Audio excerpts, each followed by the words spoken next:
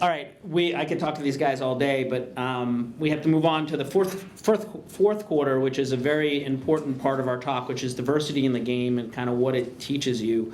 You know, you alluded to it a second ago, Craig, where you know, it kind of had some eye-opening moments where you played with people that didn't look like you, or maybe came from a different neighborhood, whether it's another side of the city or the suburbs even.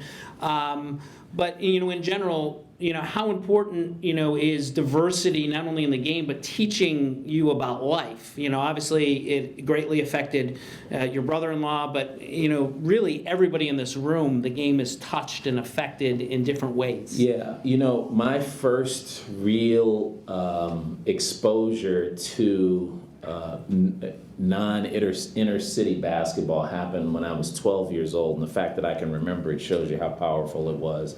And I played on a biddy basketball team, and biddy basketball back in the day, you couldn't be it was 12 years and younger, you couldn't be taller than 5'6", right?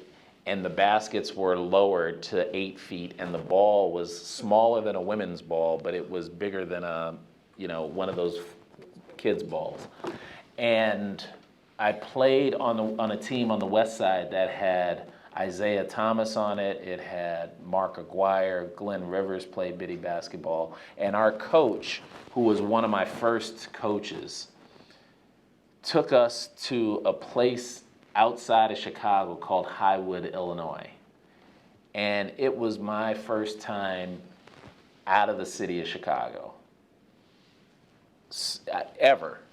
You know, I don't even think we took a vacation. Well, we went to Michigan on vacation, but it wasn't like I was immersed in white culture. So we went and played a team, all white, wealthy, and we played a game. It was a good game, and then we went out and had pizza with those guys up there. And there were guys on our team, on our Chicago team from the west side of Chicago, who had never gone out to eat dinner.